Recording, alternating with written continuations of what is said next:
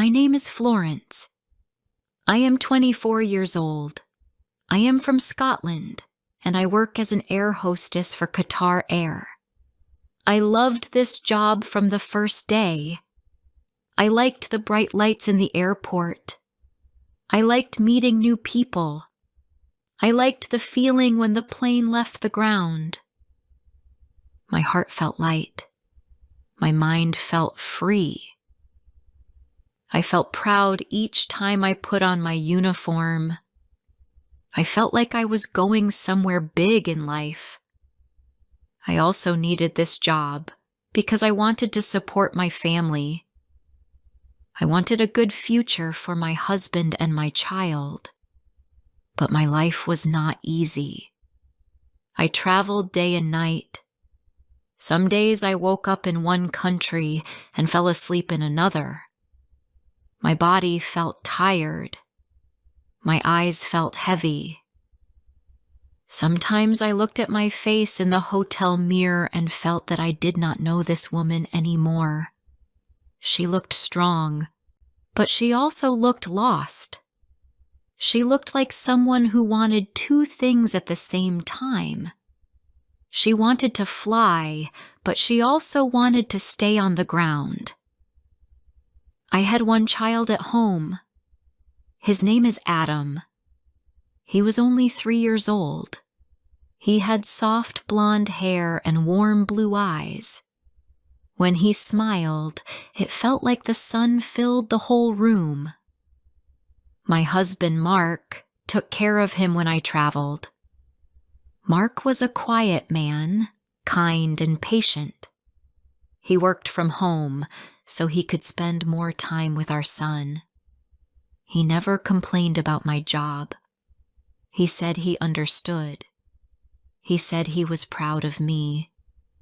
He said that our son would be proud of me too one day. But still, each time I left home, I felt a small pain in my heart. It felt like a tiny crack that grew bigger day by day. One morning I had a flight to Singapore. It was a long route, and I would be away for 6 days. I woke before sunrise. The sky was dark and the air was cold. I packed my suitcase with slow hands. My husband watched me from the bed. He looked sleepy but warm. His eyes were soft, but I could see a small sadness in them. Maybe he did not want me to go, but he did not say it. He never said it. He always tried to be strong for me. "Are you all right?" I asked softly. "I'm fine," he said with a small smile. "Just tired. You should hurry or you will be late." I wanted to sit next to him. I wanted to stay. But I also needed to go. This job gave us money. This job gave us safety. This job gave me a future. So I kissed him on the forehead. I kissed my sleeping child on the cheek. I whispered, "Mama loves you," even though he could not hear me. Then I walked out the door. At the airport, everything moved fast.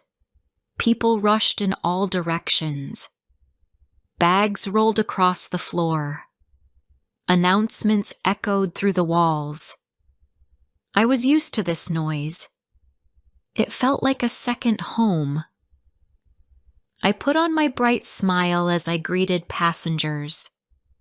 But inside, I was quiet. Inside, I was thinking of my husband holding our son when he woke up. I imagined Adam asking, "Where is Mama?" I imagined Mark saying, "She is working." I asked myself if this was fair to them. During the flight, I served drinks and meals.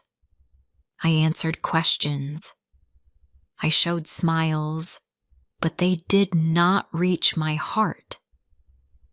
When I had a short break, I sat near the back of the plane and checked my phone.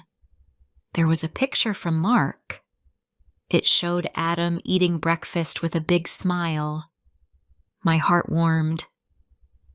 But the warmth also hurt. It felt like being close and far at the same time. "Miss, could I have some water?" a passenger asked, pulling me back to work. "Yes, of course," I said quickly. I stood up and worked again. But my thoughts stayed at home. When we landed, I felt the same mix of pride and pain. I loved my job, but I loved my family more. I did not know how to choose only one. In the hotel, I felt the silence first. It hit me each time I entered a room alone.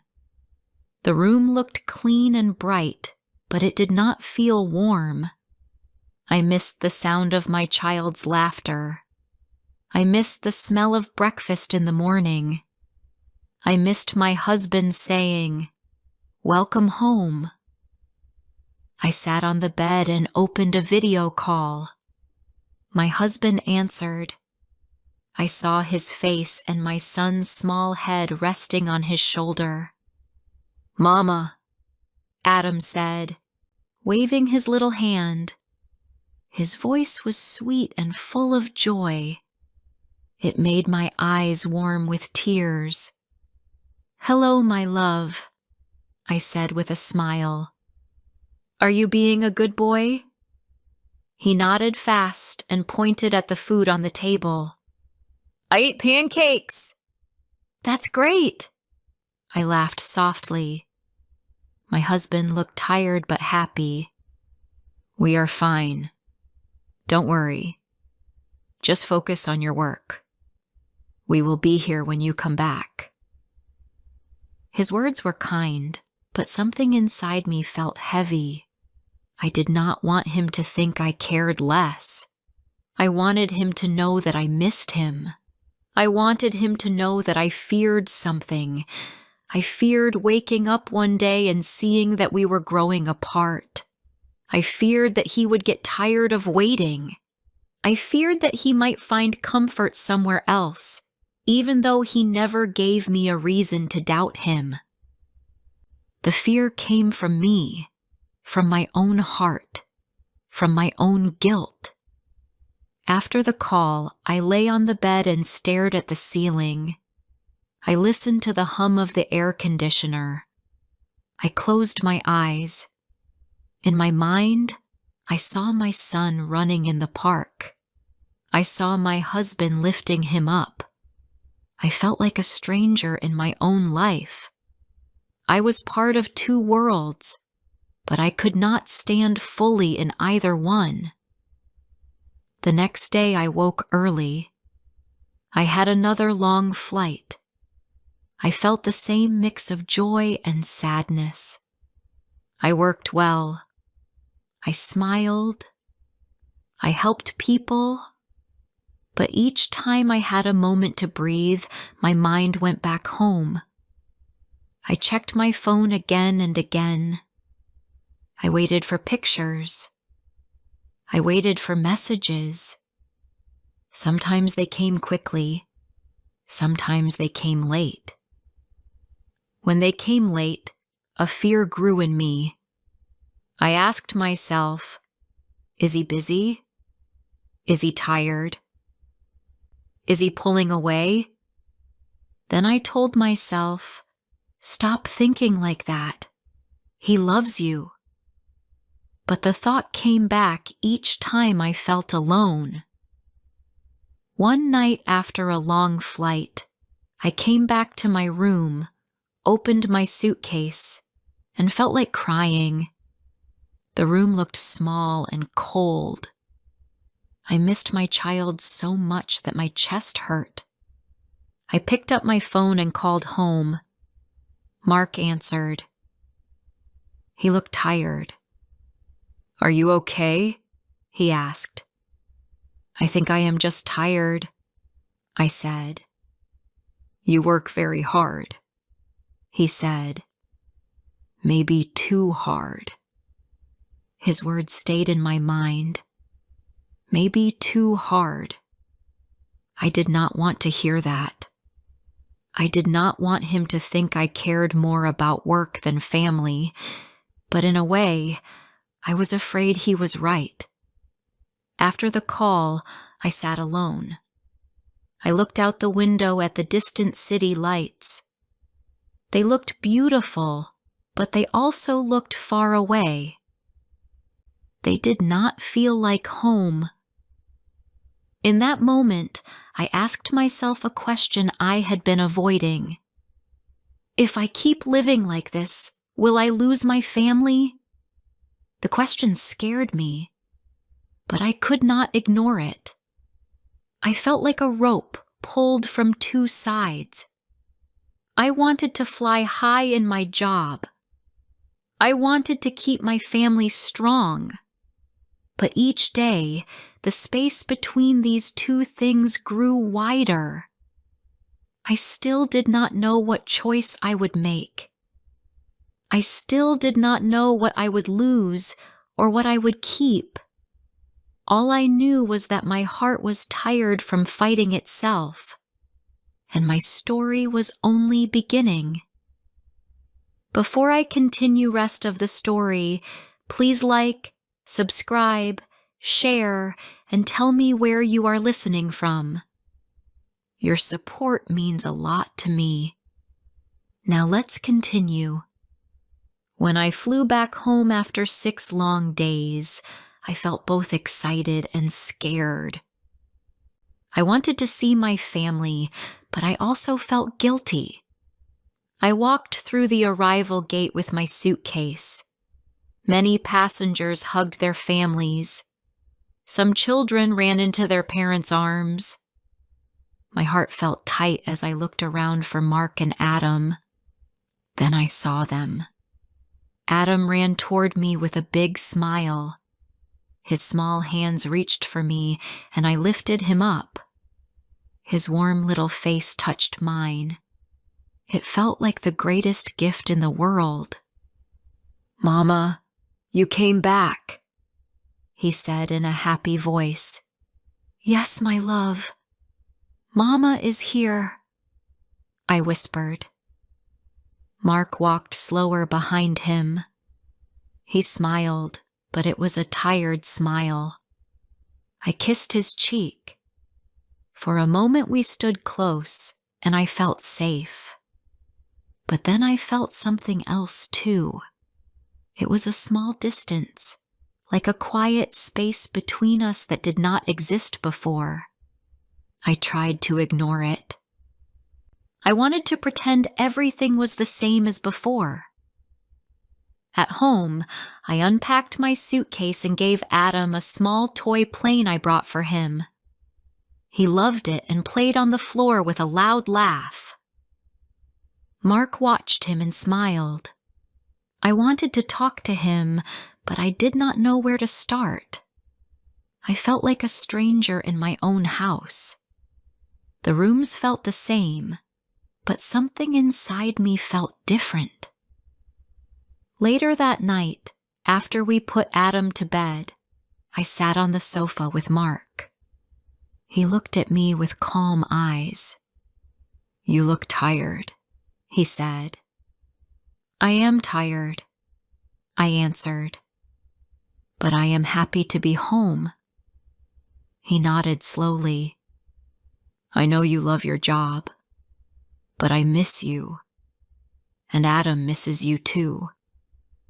I felt a sharp pain in my chest. I wanted to speak, but the words stayed inside. "I don't want you to feel bad," he said. "I know you work for us. I know you want a good life, but I also see you getting more tired, and I see our time getting smaller." I looked at his hands. They were gentle and warm, but I felt afraid to take them. "I am trying," I whispered. "I know," he said softly. but sometimes I feel alone." His words hit me. I knew I loved my family. I knew I wanted both worlds, but I also knew that he was right. I felt alone too, even when surrounded by people on the plane. The next morning, I tried to act normal. I made breakfast. I played with Adam. I laughed with him. But inside, I felt a storm. When I checked my schedule, I saw another long flight in 3 days. My heart sank. I did not want to leave so soon. I wanted more time at home. I wanted to fix the space between me and Mark. After lunch, Mark went out to buy groceries. I stayed home with Adam. He played with his toy plane and said, "Mama, fly?" He lifted the plane in the air. I watched him and felt sad. Even his games reminded me of the world that kept pulling me away. When Mark came back, he looked thoughtful. I asked if something was wrong, and he said, "I was thinking about us, about how we live now." My throat felt tight. "What do you mean?" I asked.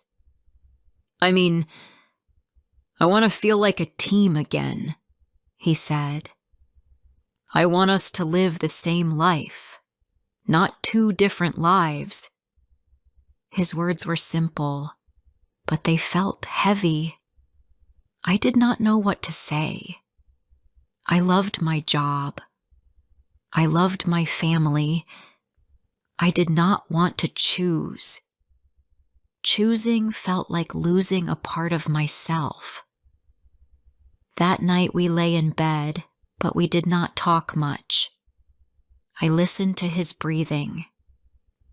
I knew he was awake too. "Do you think I will lose you one day?" I asked in a quiet voice. He turned to me. "Florence, I am here, but I want us to be honest. I want you to be happy. I don't want you to feel trapped, but I also don't want us to drift apart."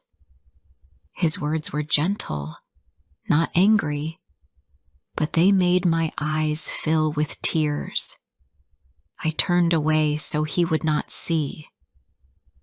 The next 2 days passed too fast. I tried to enjoy every moment, but my heart felt heavy. I hugged Adam more than usual. I held Mark's hand when we walked outside. He held it back, but I could feel his worry through his fingers. On the morning of my next flight, I stood by the door with my suitcase. Adam hugged my leg. Mark kissed my forehead. "Come home safe," he said. "I will," I answered. But when I walked away, I felt that something inside me was breaking. I did not know how many more goodbyes I could take. I did not know how many more nights in hotel rooms I could spend alone, thinking about my child and my husband. When I boarded the plane, I smiled at the passengers as always, but the smile was thin. My heart felt heavy. I did my job, but every moment felt slower. During my break, I sat in the back of the plane again. I held my phone. I looked at a picture of my family. I felt the same question rising again and again. How long can I live like this? There was no answer. Only the sound of the plane moving forward, taking me far from home once again. When I reached the hotel after my next long flight, I felt empty. I closed the door and sat on the bed. The room was quiet, but not in a nice way. It felt cold and lonely. I took out my phone and looked at the pictures Mark sent. In one picture, Adam held a small toy car. In another, he sat on Mark's shoulders. They both looked happy, but something inside me felt heavy. I felt far away from them, even though I looked at them every day. I called home. Adam answered with a big smile. "Mama, look, I made a picture." He held up a paper with 3 stick people. One was tall, one was small, and one was tiny. "This is us," he said proudly. "It is perfect," I told him. My voice shook a little. When he went to sleep, Mark stayed on the call. His face looked tired. "Are you okay?" I asked. He nodded, but slowly. "I'm fine. Just a long day." I watched him. His eyes looked warm, but also sad. "Talk to me," I said softly. He took a breath. "Florence, I miss you. I miss us. I know you love your job. I know you work hard for our future. But I feel alone many days. My chest hurt. I don't want you to feel that way." "I know," he said. "But you are away a lot. And I worry. I worry that we are becoming 2 different people. I worry we will wake up one day and not know each other." I felt tears in my eyes. "Do you want me to stop working?" He shook his head. "I want you to think. That's all. Think about what kind of life you want. Think about what kind of mother you want to be. Think about what kind of wife you want to be. I will support you, but I cannot make the choice for you." His words stayed with me long after the call ended. I sat on the bed and stared at the wall. I loved him. I loved Adam. I loved my job too. But I could not be in 2 places at the same time. And now the weight of that truth felt heavier than ever. When I flew home again, Adam ran to me at the airport as always. I lifted him up and held him close. Mark hugged me too. His arms were warm, but his hug felt different. It was gentle, careful, like he was afraid to hold on too tight. For the next few days, I tried to be present. I cooked dinner. I played with Adam.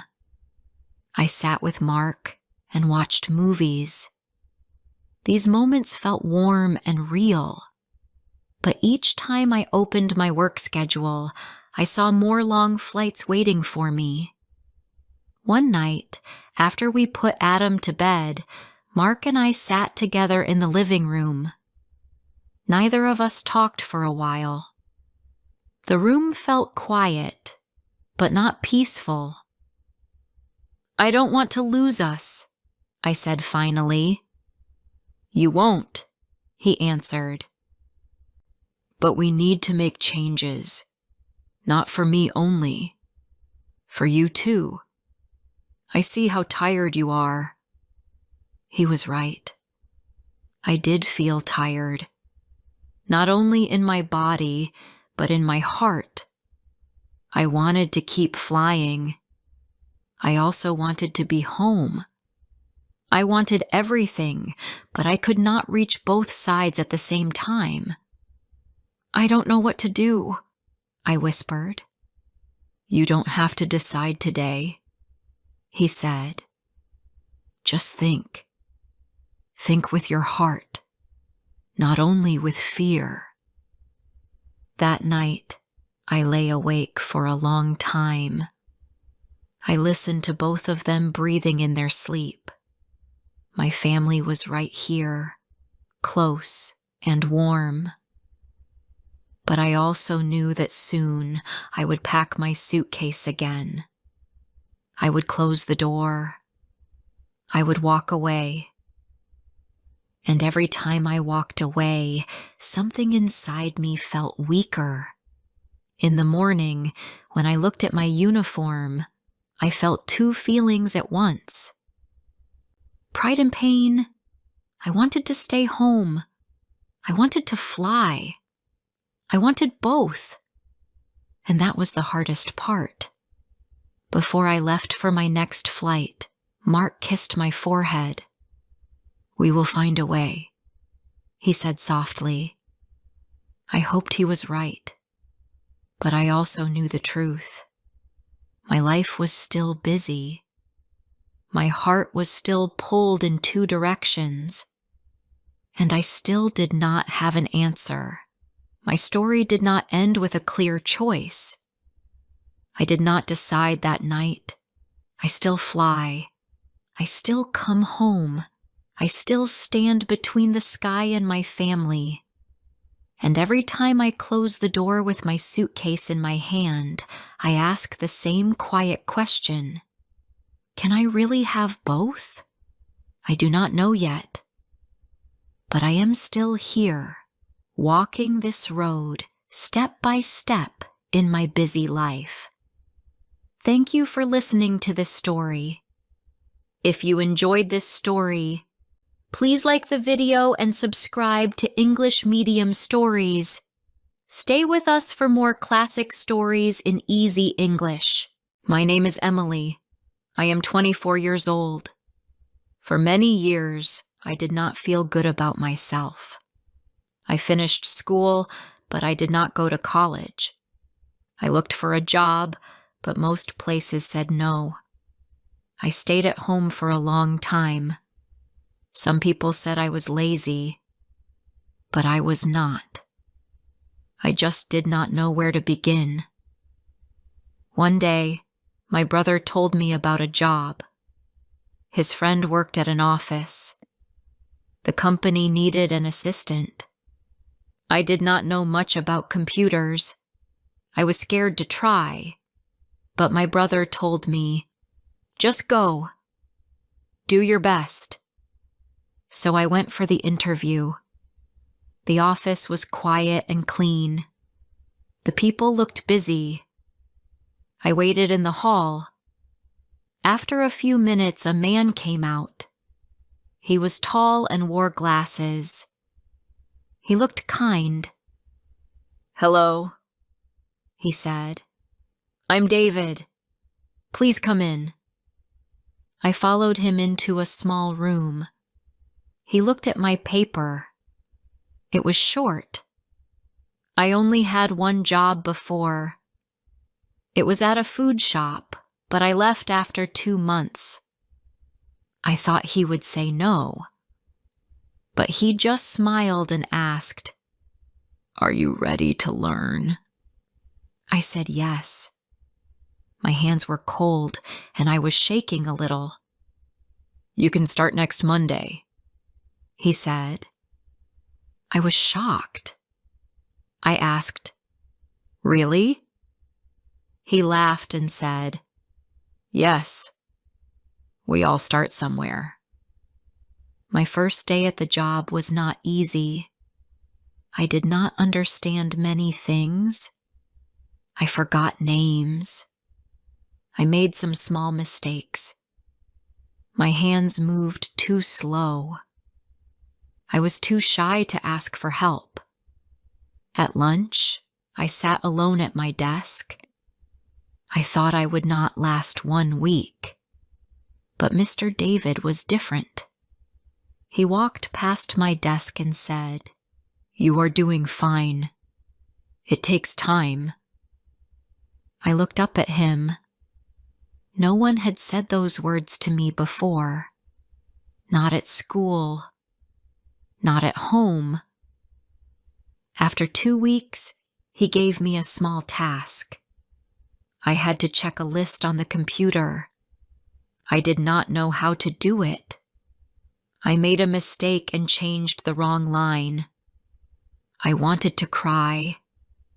I thought he would be angry, but Mr. David called me to his office. He pointed at the screen. "It's okay," he said. "Let's fix it together." He showed me what to do. He did not shout. He did not look upset. I felt warm inside. For the first time, I did not feel stupid. I worked hard every day. I came early. I stayed late. I asked more questions. He gave me more tasks. He always said thank you. His words made me feel strong. I wanted to do better, not for him, but for myself. After 3 months, I started to feel different. I smiled more. I walked with my head up. I could finish my work on time. I helped new workers find things. One day he asked me to make a report. I did not know how. But he said, "I believe you can." I stayed late that day. I searched and typed and checked everything twice. The next morning, I gave him the report. My hands were shaking. He looked at it and said, "Good work." I smiled all day. It was just 2 words, but they meant the world to me. Some people in the office talked fast and laughed a lot. I still felt shy around them. I did not know what to say, but I was not afraid of Mr. David. He spoke in a calm voice. He looked people in the eye. He never made me feel small. One afternoon, he asked if I could come to a team meeting. I was quiet in the room. I just listened. But after the meeting, he said, "Your job matters. You help the team, even if you don't see it." I held those words close to my heart. At home, my parents saw the change. "You look happy," my mother said. I told her about the office, about Mr. David. She smiled and said, "You needed someone to believe in you." Week by week, I grew more confident. I stopped saying sorry all the time. I learned to ask when I didn't know. I learned to fix my own mistakes. One day, I was alone at the front desk. A client came in and asked hard questions. I answered them all. Later, Mr. David said, "You handled that very well." I went home and cried, but it was not from sadness. It was something else, something good. Mr. David never talked about his own life, but he always made time for his team. He remembered birthdays. He asked about your weekend. He gave advice, but only if you asked. He was the kind of boss that made you want to work harder. After 6 months, he asked me to join a new project. It was about finding ways to help the team work better. I did not know why he picked me. I was not smart like the others. I did not have a degree. I told him that. But he looked at me and said, "You care. That's rare." That night, I could not sleep. I thought about those words over and over again. I never thought I had something special. Now, I wanted to find out what I could really do. One day, he showed me a file and said, "Can you try this?" It was a planning job. It looked hard, but I said yes. I made a plan. Then I changed it. Then I changed it again. I was scared it was not good enough, but I gave it to him. He read it and said, "I like this. Let's try your way." I did not know what to say. I just nodded. After he left, I smiled to myself. That smile stayed with me for a long time. At the end of the year, the company had a small party. They gave awards to some workers. I did not expect anything. I was just happy to be there. Then they said my name. I walked to the front. Mr. David was waiting with a small box. "For your hard work and growth," he said. People clapped. I looked at him. He smiled and said, "I told you. You could do it." I held the box close. I did not care what was inside. I cared about the moment. I cared about what it meant. I was not the shy girl from before. I was still learning, but I had come far. I knew that now. Before I share the rest of my story, I need to know, where are you listening from? Knowing someone hears me, understands me, gives me strength. The next week at work felt different. People smiled at me more. Some said, "Good job at the party." Others asked for my help. I did not feel small anymore. I was part of the team now. I liked the feeling. Mr. David gave me more tasks. Some were hard, but I tried my best. When I didn't know something, I asked. When I made a mistake, I fixed it. I did not feel scared to try. I knew he believed in me. One morning, he called me into his office. He said, "We're starting a new project. I want you to help." I was surprised. I asked, "Me?" He nodded and smiled. "Yes, you. You know this work. You care. And I trust you." The project was to help the office run better. I had to check what people needed and write a list of ideas. I asked the team questions. I listened to them. Some people were quiet at first, but then they talked. I wrote everything down. Every Friday, I showed my notes to Mr. David. He gave feedback, but he never made me feel bad. He said, "You see things other people miss." That made me proud. One day, I stayed late to finish a report. The office was quiet. It was dark outside. Mr. David came by and saw me still working.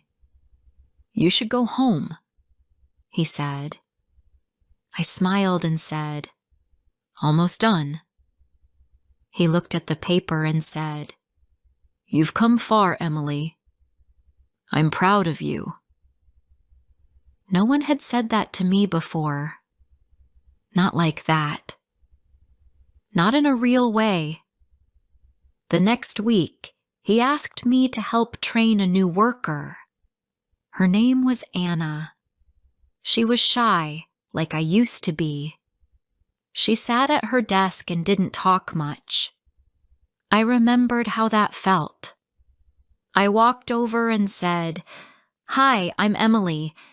If you need help, I'm here."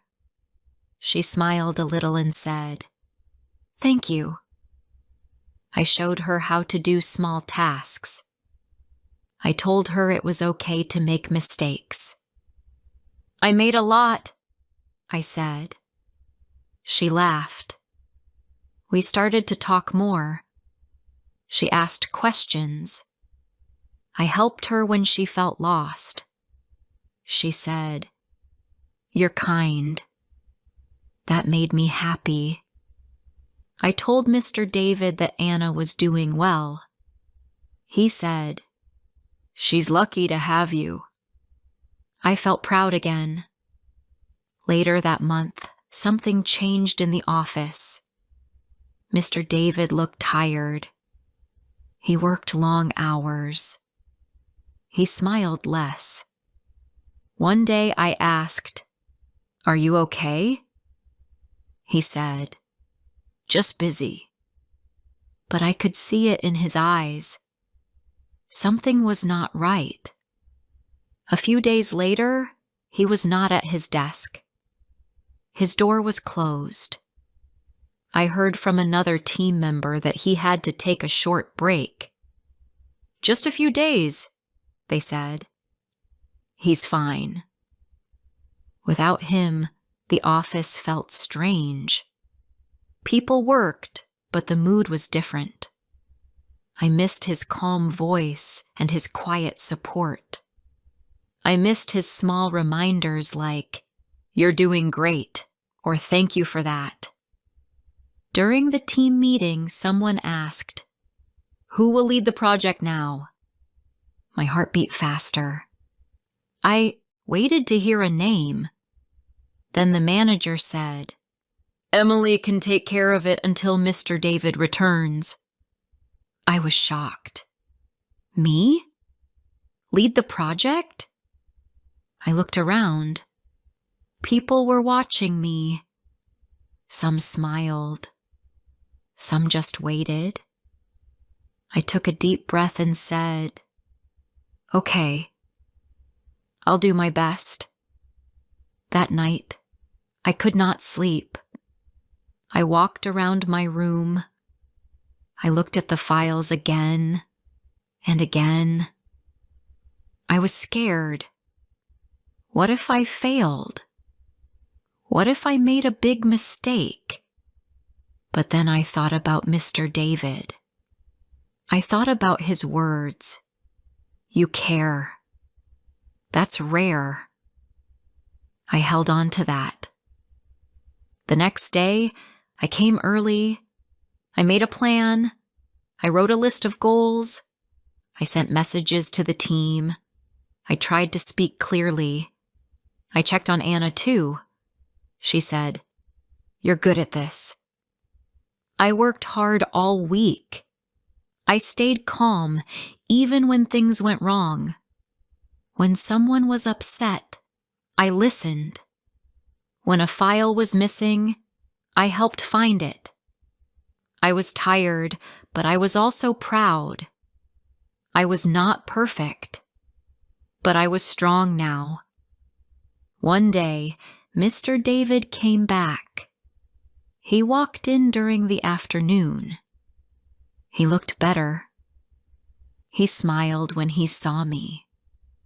"I heard good things," he said. I smiled back. "We missed you." He sat down at his desk. After some time, he called me into his office.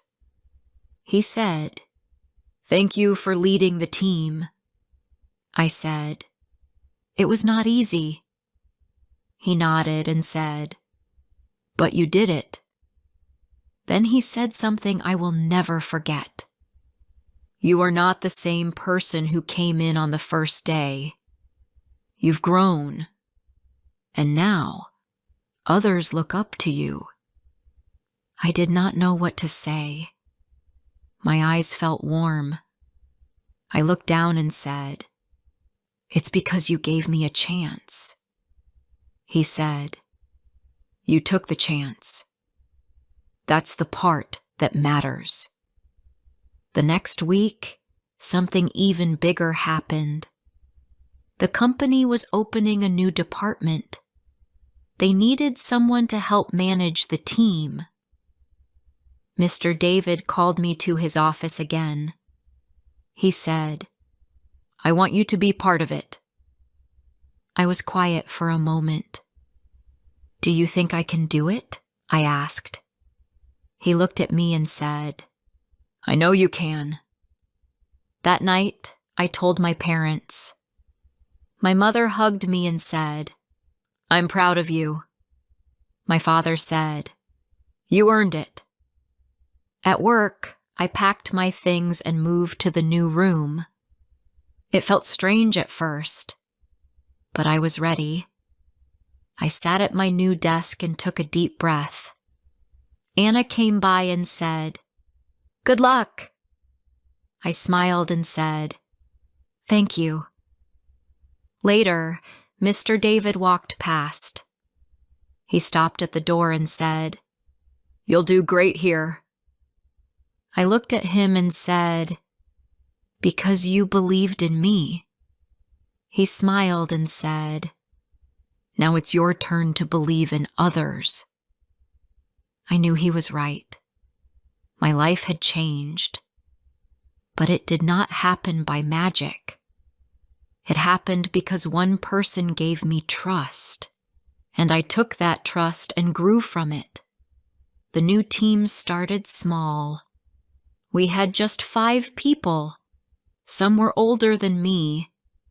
One was even older than my dad. One girl had just started her first job. I felt a little nervous at first. I had never led a team before. I did not know how to be a leader, but I remembered how Mr. David spoke to me. He never used big words. He always listened. He smiled when you did something right. He gave help without making you feel weak. I wanted to do the same. I tried to start each day with a smile. I walked around the room and said good morning to everyone. At first, they looked surprised, but after a few days, they smiled back. Some even asked how I was doing. I kept things simple. I gave small tasks. I asked questions and listened. I checked if people needed help. I said thank you every day. I learned that small words can make big changes. The older man on the team, Mr. Clark, said, "You're young to be a team leader." I smiled and said, "Yes, but I'm still learning too." He looked at me for a moment, then nodded. "All right then. Let's all learn together." That made me feel good. He did not say it in a mean way. He was just honest. But he gave me a chance. The new girl was named Lucy. She was quiet and did not speak much. She always looked down at her screen. I could see myself in her. I remembered how I used to feel, nervous, lost, and scared of doing something wrong. I didn't want her to feel alone. One day, I walked over and said, "Hi, Lucy. If you have any questions, just ask me. I can help." She looked up and gave a small smile. "Thank you," she said. Her voice was soft, like mine used to be. Later that week, she made a mistake in a file. She sent the wrong numbers to another office. She looked upset. I told her, "It's okay. We all make mistakes. Let's fix it together." We worked on it side by side. It took some time, but we fixed it. I could see her relax after that. She said, "I was so scared. I thought I'd be in trouble." I said, "That's how I felt too. But we learn and grow." The days went by quickly. The team started working better together. I saw people helping each other without being asked. I saw smiles during lunch breaks. One person even brought snacks for the team.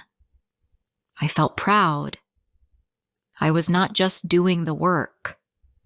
I was helping to build something. One day, Mr. David came to visit our floor. He looked around and smiled. "This space feels good," he said. We walked together for a bit. He asked how the team was doing. I told him, "They're helping each other. They work well together." He nodded and said, "That means you're doing your job right." Then he paused and said something I didn't expect. "I'm moving to another office next month." I stopped walking and looked at him. "You're leaving?" I asked. He said, "Yes. It's a new role in another city. I'll be helping a bigger team." My heart felt heavy. Didn't want him to go, but I didn't want to be selfish either. "You'll be great," I said. He smiled.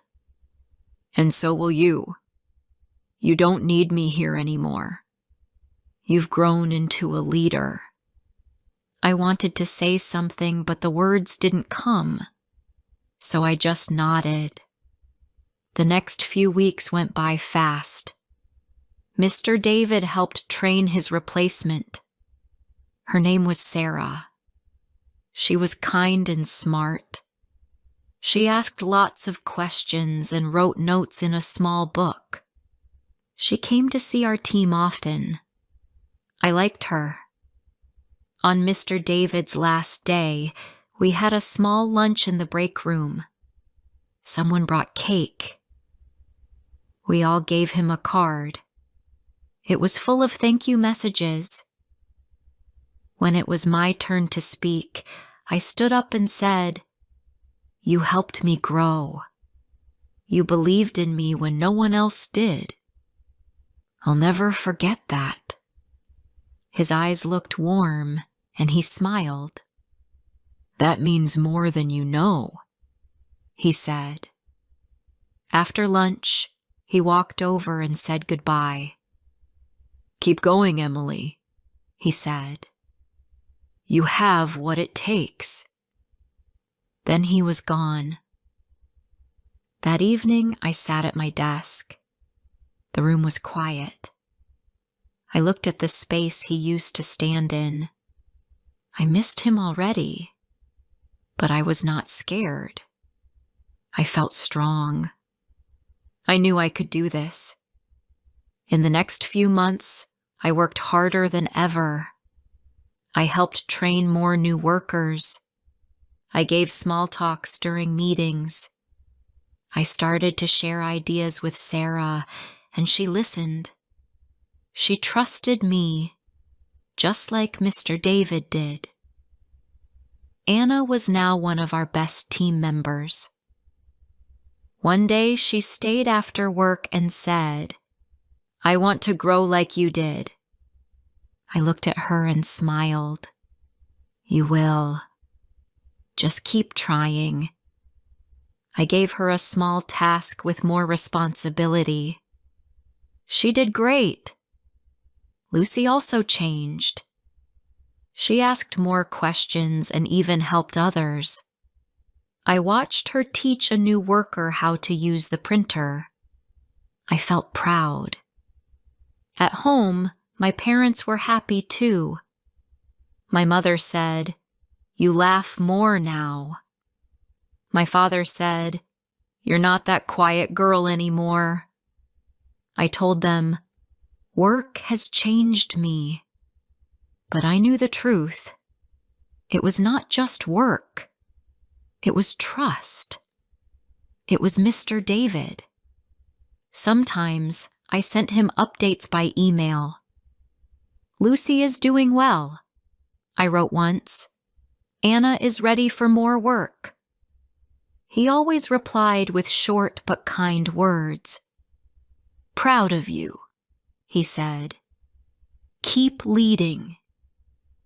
Then one rainy morning, a new woman joined the office. Her name was Grace. She wore a big coat and looked around with wide eyes. She sat at her desk alone. I watched her for a few minutes. She looked just like I had looked, unsure and quiet. I walked over and said, "Hi, I'm Emily. Let me know if you need help." She looked up and gave a small, tired smile. "Thanks," she said. That moment felt important. I had been that girl once. Now, I was someone who others looked to. I helped them grow. I gave them courage. And I believed in them, just like someone once believed in me. We all go through hard times, but stories like this can help us feel seen. Thank you for watching, and come back for more real moments.